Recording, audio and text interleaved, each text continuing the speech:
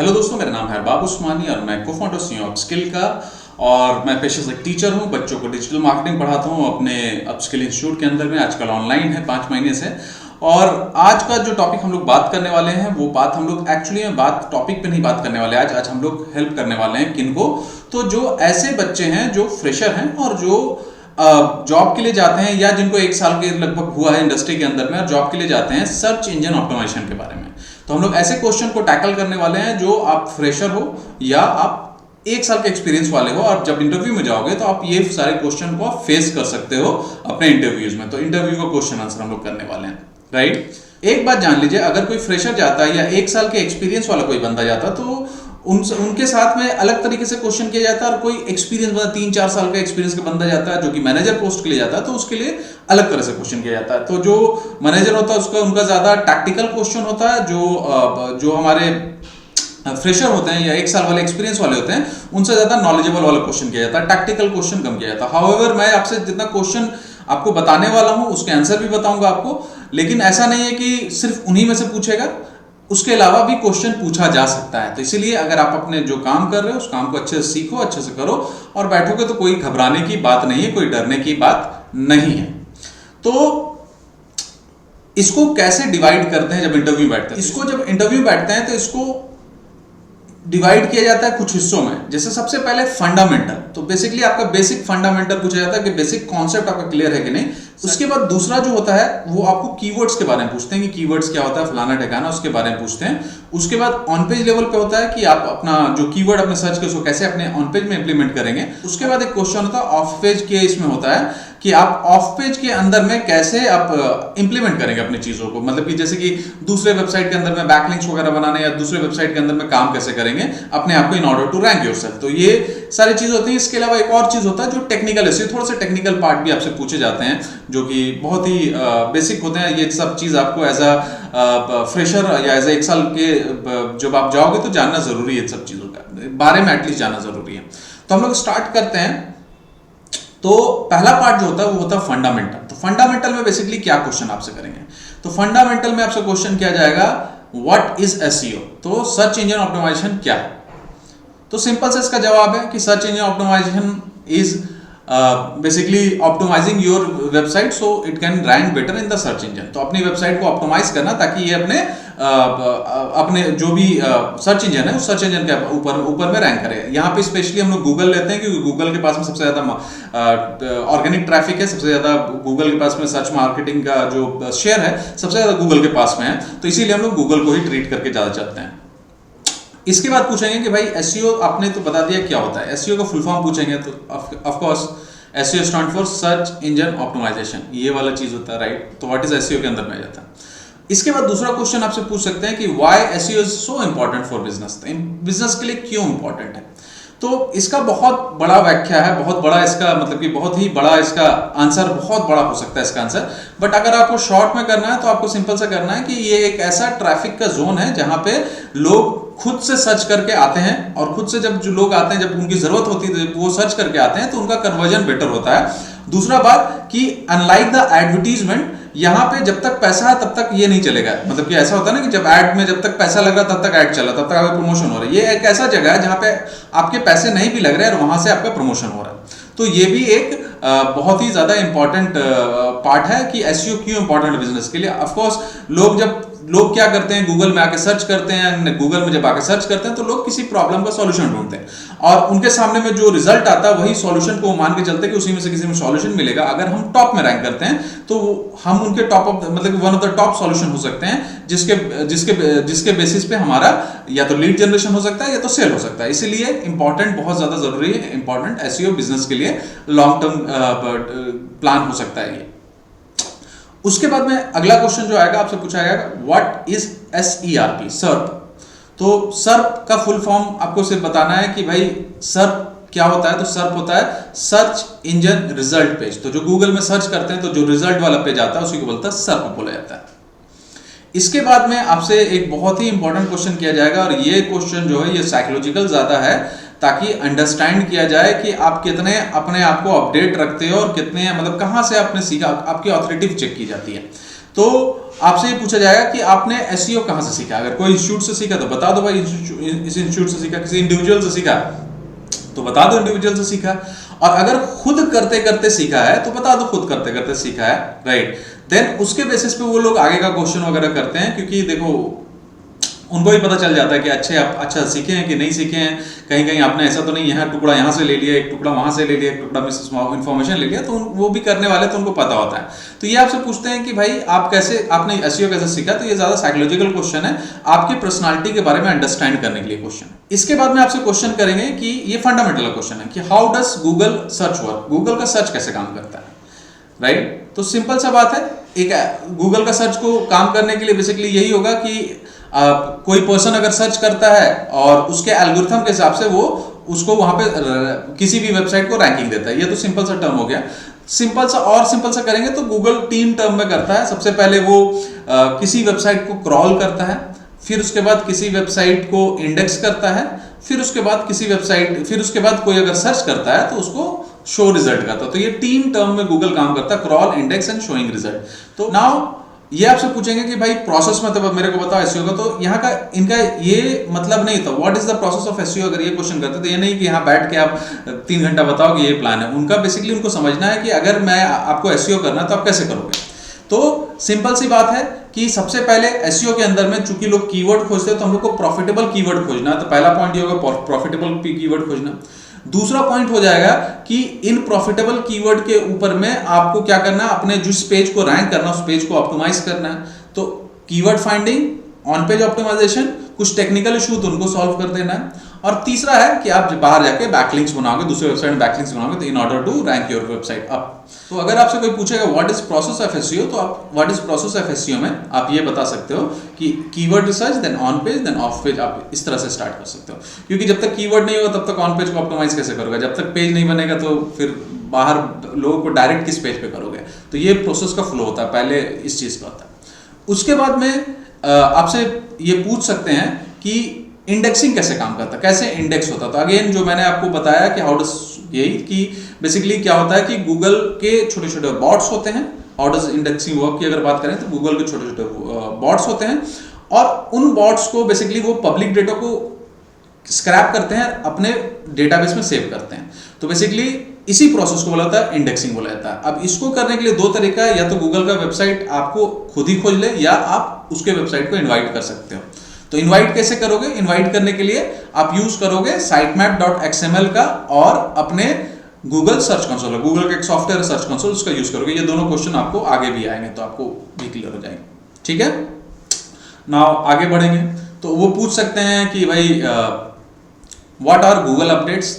तो आपको सिंपल सा जवाब देना है कि गूगल एक सॉफ्टवेयर है, और जैसे एक सॉफ्टवेयर में अपडेट आता है 2 रीजन से, कोई सिक्योरिटी बग होता है उसको फिक्स करने के लिए, या कुछ नए फीचर को लाने के लिए, वैसे ही गूगल जो है आपको इन दोनों कारणों की वजह से आपको गूगल के जो अपडेट हैं वो अपडेट जो है गूगल के अपडेट आते हैं, अलग अलग अपडेट आते हैं। जब कोई अगर उसको सिस्टम का मिसयूज करने लगता है, अब्यूज करने लगता है, तो उसको फिक्स करने के लिए या कुछ नई चीजें लाने के लिए। उसके बाद में वो पूछेंगे गूगल पांडा क्या है, गूगल अपडेट का पार्ट है। तो आपको ये बताना है कि गूगल पांडा गूगल ने रिलीज किया था डुप्लीकेट कंटेंट को लेके। तो कंटेंट थोड़ा सा यूनिक हो, कंटेंट अच्छे जनरेट हो, बहुत ज्यादा लोग कीवर्ड स्टफ ना करके रखे हो। कीवर्ड स्टफ मतलब कि एक कीवर्ड को बहुत ही ज्यादा पेज में बार बार रिपीट करना, वैसा काम ना करके रखे हो। तो उन सबको देखने के लिए कि कंटेंट अच्छा हो, गूगल ने गूगल पांडा रिलीज किया था 10 साल पहले, राइट। उसके बाद में पांडा वर्जन आया 2.0, 3.0, अभी 4.0 चल रहा है। उसके बाद में आप पूछेंगे कि गूगल पेंगुइन अपडेट क्या है। तो पेंगुइन अपडेट जैसे कि कंटेंट को लेके पांडा था, पेंगुइन अपडेट बैकलिंक्स को लेके, कि लोग मैनिपुलेट ना कर रहे हैं सर्च रिजल्ट को बैकलिंक्स बना के, इसके बेसिस पे गूगल ने गूगल पेंगुइन लेकर आया। ये भी अभी 4.0 चल रहा है, और ये अभी रियल टाइम है, मतलब कि जितनी बार सर्च होगा उतनी बार गूगल पेंगुइन जो है वो भी रोल आउट होगा। उसके बाद ये पूछेंगे कि गूगल हमिंगबर्ड क्या है। तो गूगल हमिंगबर्ड बेसिकली गूगल का सबसे बड़ा अपडेट था पिछले 10 सालों में, 2013 में हुआ था, और उसमें गूगल ने कीवर्ड को छोड़ के कॉन्टेक्स्ट को देखना चालू किया, कॉन्टेक्चुअल रैंकिंग करना चालू किया। यानी कि अब वो पूरा कंटेंट और कॉन्टेक्स्ट को देखने के बाद में, पढ़ने के बाद में वो लेके आएगा। और यही जमाना था जहां से गूगल ने आर्टिफिशियल इंटेलिजेंस का इंट्रोडक्शन किया, कि आर्टिफिशियल इंटेलिजेंस जो है एक नई चीज है दुनिया के अंदर में, और अलग अलग चीजें आर्टिफिशियल इंटेलिजेंस पे गूगल लेके आया ताकि समझने के लिए कंटेंट को। इसके बाद आगे बढ़ेंगे तो ये पूछ सकते हैं कि रैंक ब्रेन क्या है। तो रैंक ब्रेन गूगल का एक आर्टिफिशियल इंटेलिजेंस एल्गोरिथम है जो क्वेरीज को समझता है। जैसे कि अगर हम बात करें कोई चीज अगर हम इंग्लिश फॉन्ट का यूज करते हुए हिंदी में लिख दें तो रिजल्ट आपको हिंदी में आएगा। तो वो कैसे समझता है गूगल? तो बेसिकली गूगल इसको इस तरह समझता है क्योंकि एआई से अपना समझता है, रैंक ब्रेन से। अगर हम लिख दें पोर्टेबल स्पीकर तो वायरलेस स्पीकर का भी जो वेबसाइट है वो रैंक करेगा। गूगल इसको कैसे समझता है? दोनों सिमिलर प्रोडक्ट है। ये बेसिकली इनके रैंक ब्रेन के थ्रू इसको लाने का कारण ये था कि गूगल की 15% क्वेरी जो होती थी 2015 में इन्होंने रिलीज किया था। तो जो भी 15 जो क्वेरीज होती थी वो क्वेरीज को बेसिकली वो नहीं होती थी। तो गूगल का 15% मतलब कि 300-400 मिलियन। तो उसको हैंडल करने के लिए, समझने के लिए उन्होंने रैंक ब्रेन को किया कि लोगों को बेटर रिजल्ट मिले, तो रैंक ब्रेन निकाला। इसके बाद में ये बोलेंगे गूगल बर्ड क्या है। तो बर्ड अभी सबसे लेटेस्ट और सबसे बड़ा अपडेट है, ये भी एआई का है। और बर्ड बेसिकली अंदर के कंटेंट को देखता है और उसके कंटेंट को समझने के बाद में आर्टिफिशियल समझता है उसको, और उसको समझने के बाद में रैंक ब्रेन एंड पेंगुइन वगैरह सबसे मिलके वो एक अच्छा रिजल्ट शो करता है और यूजर को शो करता है। बर्ड के बारे में एक डिटेल्ड वीडियो हमारे YouTube चैनल के अंदर में भी है, और इसको अगर आपको देखना है तो आप बेसिकली YouTube में जाइए और सर्च कीजिए upskill bird, BERT bird upskill हमारा नाम, तो हमारे चैनल का वीडियो आ जाएगा जिसको आप देख सकते हो। इसके बाद में ये एक और क्वेश्चन करेंगे, AMP क्या होता है। तो AMP का फुल फॉर्म पूछेंगे सबसे पहले। तो AMP का फुल फॉर्म है एक्सेलरेटेड मोबाइल पेज। तो गूगल ने कई सालों पहले एक प्रोजेक्ट लॉन्च किया था जिस प्रोजेक्ट में जो मोबाइल पेजेस होते हैं उसको फास्टर लोड करना है, यानी कि अननेसेसरी जो उसके अंदर में डिजाइन वगैरह है वो लोड ना हो, बस जो जरूरत की चीज है वो लोड हो जाए स्पीड में। तो इसके लिए AMP पेजेस गूगल ने लॉन्च किया था, और अभी के टाइम में मोबाइल के अंदर में काफी ज्यादा ये AMP पेजेस चलता है। उसके बाद में फेसबुक ने भी इंस्टेंट आर्टिकल करके एक लाया, उसी का कॉपी करके लेके आया। बट AMP पेजेस जो था गूगल का वो बेसिकली इसलिए आया था ताकि आपके जो पेजेस हैं वो फास्टर लोड हो, यूजर को वेट ना करना पड़े, क्योंकि अटेंशन स्पैन यूजर का कम, राइट। तो ये AMP आया। तो दोस्तों यहाँ पे इतने क्वेश्चन फंडामेंटल के अंदर में आपसे पूछ सकते हैं, कुछ और क्वेश्चन भी कर सकते हैं, बट इतने क्वेश्चन लमसम सारे क्वेश्चन इसके अंदर में है, राइट। और इसके बाद में क्या करेगा, आपसे जो भी आपसे इंटरव्यूअर होगा वो इंटरव्यूअर मूव करेगा अगले सेक्शन में जो कि होगा कीवर्ड रिसर्च। ये रैंडमली भी पूछ सकते हैं, मैं तो सजा के इसलिए बोल रहा हूँ ताकि आप लोगों को कंफ्यूजन ना हो, तो इसलिए मैं सजा के एक बार बोल दे रहा हूँ, राइट। तो ये कीवर्ड रिसर्च के अंदर अब आपका फंडामेंटल क्लियर हो गया, उसको हो गया, अब ये मूव कर जाएगा आपके कीवर्ड रिसर्च के ऊपर। तो कीवर्ड रिसर्च का क्या क्या क्वेश्चन कर सकता है। तो सबसे पहले पूछेगा भाई कीवर्ड क्या होता है। तो कीवर्ड बेसिकली जो लोग सर्च करते हैं वो सेट ऑफ वर्ड्स होता है जिसको कीवर्ड बोलते हैं, राइट। इसके बाद वो पूछेगा टाइप क्या होता है। तो इसमें बेसिकली एक टाइप होता है जो कमर्शियल इंटेंट वाला होता है, यानी कि बाई ग्रोसरी जैसे हो गया, राइट। तो ये हो गया कमर्शियल इंटेंट, इसके बाद कोई जाके परचेस करेगा। और कभी कभी होता है कि लोग इंफॉर्मेशन लेना चाहते हैं, यानी कि where is grocery shop, local के बारे में बात करें, लोकल सर्च करते हैं उसके बारे में करते हैं, देन अगेन अपना गाड़ी लेके जाएंगे लोकल के बारे में बात करें, या किसी चीज का रिव्यूज खोजते हैं, राइट। तो वो एक होता अलग होता है, रिव्यू के बाद तुरंत बाद हो सकता है ना परचेस करे, बट जो आपके कमर्शियल इंटेंट वाले कीवर्ड होते हैं उनके साथ में करते हैं।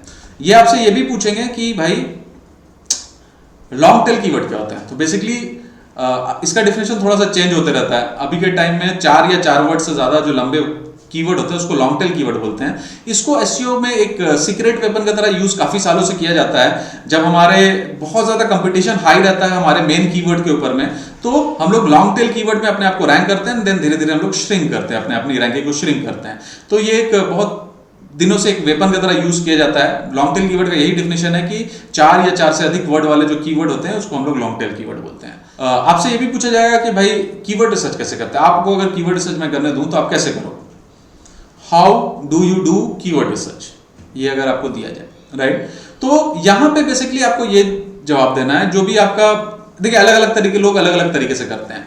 तो मेरा यही सेंस होता है कि सबसे पहले सीड कीवर्ड फाइंड करो, सीड मतलब बीज होता है, उसको फाइंड करो, देन उस बीज से आप और भी कीवर्ड निकालो और उसके वॉल्यूम को वेरीफाई करो कि उसमें लोग सर्च कर रहे हैं कि नहीं कर रहे हैं। और उसके बाद सर्च इंजन रिजल्ट पेज में जितने भी रिजल्ट आते हैं, सर्प जिसको बोलते हैं, उसमें आप डिफिकल्टी फाइंड करो कि भाई कितना डिफिकल्ट है आपको रैंक करना है।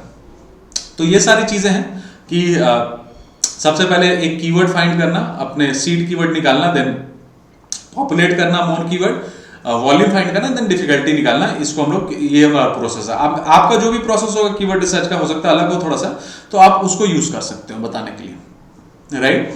नाउ यहाँ पे मोटा मोटी कीवर्ड रिसर्च का काम खत्म हो जाएगा। ज्यादा क्वेश्चन मैंने नहीं डाला है, जितना था मैंने कवर कर लिया है ऑलमोस्ट, राइट।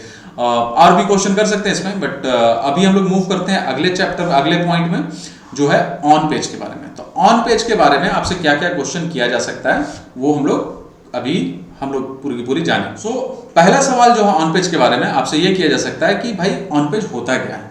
तो बेसिकली यहाँ इसका जवाब यही है कि जो आप अपनी गूगल के गाइडलाइन के हिसाब से या जो भी आप अपने सर्च इंजन को समझाने के लिए अपनी वेबसाइट को ऑप्टिमाइज करते हो, उसको हम लोग बोलते हैं ऑन पेज ऑप्टिमाइजेशन। यानी कि उस पेज के अंदर में लोग ऑप्टिमाइजेशन, अपने जो वेब पेज है उसके अंदर में ऑप्टिमाइज करें ताकि जो भी सर्च इंजन है वो बेटर तरीके से हमारे कंटेंट को समझ सके। ऑन पेज ऑप्टिमाइजेशन में बहुत सारी चीजें आती हैं, उसमें कंटेंट का पूरा ऑप्टिमाइजेशन भी आता है कि यूजर की समस्या, सर्च इंजन समस्या, वो भी आता है। फिर यह सवाल खत्म हो जाएगा तो आपसे पूछेंगे कि व्हाट इज मेटा टैग्स। तो सिंपल सा जवाब है कि मेटा टैग्स जो होता है बेसिकली वो सर्च इंजन को ये बताता है कि पेज इज अबाउट व्हाट। और इसमें दो आते हैं, एक आते हैं टाइटल, एक होता है मेटा डिस्क्रिप्शन। तो जो सर्च इंजन रिजल्ट पेज में जब आप जाओगे तो वहां पे एक आपको पैकेट नजर आएगा। पैकेट में एक यूआरएल होगा, एक ब्लू कलर का लिखा होगा कि ये होगा, एक छोटा सा डिस्क्रिप्शन होगा। तो जो लिखा रहता है आपका, इसमें ब्लू कलर से लिखा रहता है, वही आपका टाइटल होता है, और जो नीचे में होता है वो आपका मेटा डिस्क्रिप्शन होता है। इसको यूज करने के लिए आप अलग अलग टूल हैं। वर्डप्रेस के लिए योस्ट यूज करते हैं डालने के लिए। ऐसे नॉर्मली अगर आपका कस्टमाइज वेबसाइट है तो आपको डेवलपर को बोल के वहां पे एक जगह डलवाना पड़ेगा, कोडिंग के अंदर इसको इंसर्ट करते हैं। अगेन एज एसईओ आपको कोडिंग जानने की जरूरत नहीं है, वो जगह बना देंगे, बस आपको डालना है, वो अपने आप कोडिंग में इंसर्ट हो जाएगा, राइट। इसके बाद में वो पूछेंगे कि भाई लेंथ क्या होता है मेटा टैग्स का, बताओ। टाइटल का लेंथ क्या होता है, मेटा डिस्क्रिप्शन क्या लेंथ होता है। तो टाइटल के अंदर में 65 से लेके 70 कैरेक्टर का लिमिट होता है मैक्सिमम। उसके बाद में वो डॉट डॉट डॉट करके देने लगता है गूगल के अंदर में, मतलब दिखाता नहीं है, हाइड कर देता है। मेटा डिस्क्रिप्शन का 150 से 160 कैरेक्टर के बीच में इसका लेंथ होता है।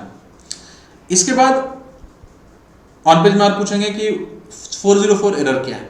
404 एरर बेसिकली जब कोई पेज पहले मौजूद होता है और उसके बाद में वो पेज कहीं किसी वजह से हटा देना पड़ता है, तो वहां पे यूजर को 404 बोलता है। अगेन 404 के बारे में बहुत ही डिटेल में हम लोगों ने एक वीडियो बनाया है। आप 404 एरर और अपस्किल गूगल यूट्यूब में सर्च करोगे तो आपको वो वीडियो मिल जाएगा, बहुत ही बेहतरीन वीडियो है। इसके बाद में आपसे पूछेंगे sitemap.xml क्या होता है। तो sitemap.xml बेसिकली एक जैसे कि .doc फाइल होता है या .exe फाइल होता है, वैसे एक फाइल का फॉर्मेट है .xml। तो ये एक फाइल होता है आपके इसमें, आपकी वेबसाइट में, जो यूज होता है गूगल के क्रॉलर को बुलाने के लिए कि भाई आओ मेरी वेबसाइट को देखो और इस स्ट्रक्चर से देखना। वो स्ट्रक्चर डिफाइन कर दिया जाता है, तो इसी को हम लोग बोलते हैं sitemap.xml। इसके बाद में आपसे पूछेंगे robots.txt क्या होता है भैया बताओ। तो robot.txt बेसिकली कुछ पेजेस हैं जिसको हमको गूगल को बोलना पड़ता है भैया ये पेजेस को आप इंडेक्स ना करो, ये पेजेस को आप दिखाओ ना, ये पेजेस को आप शो ना करो। तो वैसे पेजेस के लिए हम लोग यूज करते हैं robots.txt, और वहां पे हम लोग बेसिकली कोड के थ्रू डाल देते हैं, और उस कोड के थ्रू बेसिकली हम गूगल को बोलते हैं कि भाई डिस्करेज करते हैं कि ये वाला जो पेज है, ये वाला पेज आपको गूगल के सर्च रिजल्ट में नहीं आना चाहिए, ये मेरे तरफ से मैंने आपको बोल दिया, ठीक है। और Google most of the time उसको ऑनर करता है, क्योंकि वो तरीका है, ऑनर करना पड़ेगा। इसके बाद में आपसे पूछेंगे कि एसईओ फ्रेंडली यूआरएल क्या होता है। तो बेसिकली ऐसे यूआरएल जिसको देख के ही मतलब समझ में आ जाए, जैसे कि abc.com/512 नहीं समझ में आ रहा, बट abc.com/buy:शूज आपको समझ में आ रहा है, बाय शूज के बारे में पेज है, जूते खरीदने के बारे में पेज है, राइट। तो जो दूसरा यूआरएल है उसी को बोला जाता है एसईओ फ्रेंडली यूआरएल। तो एसईओ फ्रेंडली यूआरएल में बेसिकली आपके कीवर्ड्स होंगे, आपके जो भी कीवर्ड्स होते हैं वो कीवर्ड्स भी होते हैं, ताकि अगेन गूगल को समझ में आए कि भाई वो कीवर्ड्स टाइटल में है, मेटा डिस्क्रिप्शन में वो कीवर्ड्स हैं, आपके कंटेंट बॉडी में है, एंड आपके यूआरएल में, तो गूगल एक रिलेवेंसी बना सके पूरा का पूरा कि पेज इस बारे में है, और उसके बाद में आपको रैंकिंग दे सके। तो यहां तक आपका ऑन पेज का खत्म हो जाएगा। ऑन पेज के बारे में और भी क्वेश्चन है, बहुत सारे क्वेश्चन है, बट इतना आप मान के चलो, इतना आप तो पूछते ही हैं। इसके बाद में टेक्निकल एसईओ के बारे में कुछ क्वेश्चन होगा। नाउ यहाँ पे थोड़ा सा एडवांस क्वेश्चन हो सकता है, तो लेकिन वो ये उम्मीद नहीं करेंगे फ्रेशर हो कि आपको पूरा कोडिंग वगैरह आता है, ये मतलब कि पूरा आप जनरेट कर सकते हो कोड वगैरह, ये नहीं है, ये बेसिक ही करेंगे।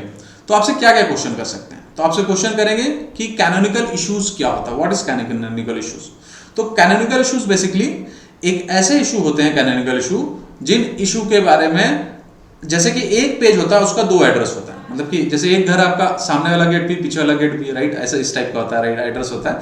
तो कैनोनिकल इश्यूज बेसिकली क्या होता है कि एक ही पेज होगा बट उसका 2 एड्रेस होगा, तो गूगल कंफ्यूज कर जाता है किसको रैंक करे किसको रैंक ना करे, राइट। तो यही कैनोनिकल इश्यूज होते हैं। इसके फिक्स भी हैं कुछ जैसे कि रिडायरेक्शन वगैरह इसके फिक्स है, और भी चीजें हैं, और इसके बारे में भी हम लोगों ने शायद वीडियो बनाया है। अगेन आप कैनोनिकल इश्यूज एंड अपस्किल आप यूट्यूब में सर्च करोगे तो आपको ये वीडियो आपको मिल जाएगा, ये भी काफी डिटेल में वीडियो, तो ये वीडियो आपको वहां मिल जाएगा।